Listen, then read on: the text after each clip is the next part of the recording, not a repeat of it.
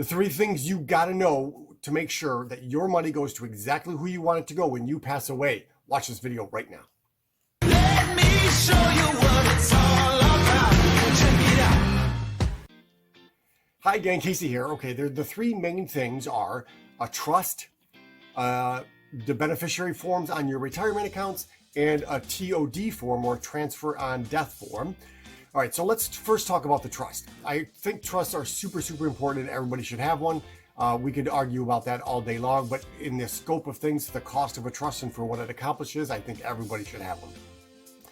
So with that said, the trust usually always goes on the, let me back up and say, if you put together a trust alone, that is not good enough. You have to actually put the trust into the beneficiary forms of retirement accounts and in the name of non-retirement accounts instead of your own name is usually how I see it. Please consult an attorney to get the specifics for you.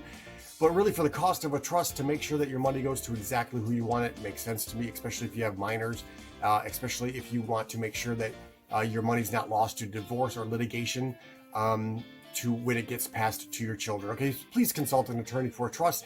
A trust also deals with issues that wills alone don't do. Wills do not avoid probate, so make sure you know that. Trusts deal with, again, lots of different issues other than death. Death is actually not the most important issue. The most frequent issue.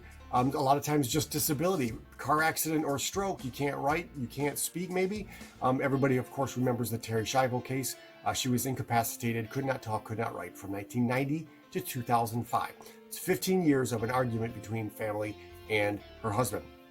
A trust deals with all those issues, okay? So a trust needs to be in the beneficiary forms and in the name of for non-retirement accounts, okay? So that's the trust. Next thing is the beneficiary forms for retirement accounts.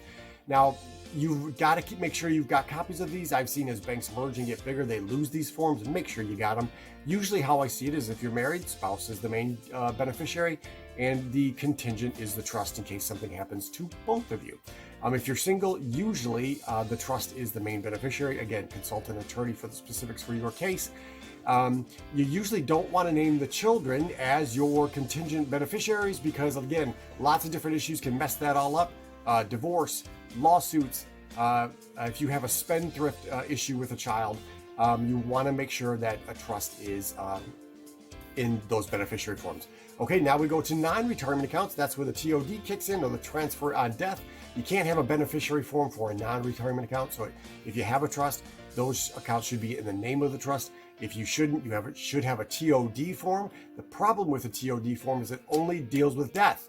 Again, you're more likely to just be disabled where you can't speak or can't write, or both, and a transfer of death is going to be completely useless. Again, that's all addressed in a trust. Those are the three main things to make sure your money goes to exactly who you want it to be, or who you want it to go to. So if you want issues like this or so much more, come see me at my live events. I talk all over Southeast Michigan. Visit my website or follow the link somewhere on this page where you can watch a webinar that I've created from the comfort of your home, from your tablet, your phone, or your computer. You can watch that. I hope to see you soon. Thanks.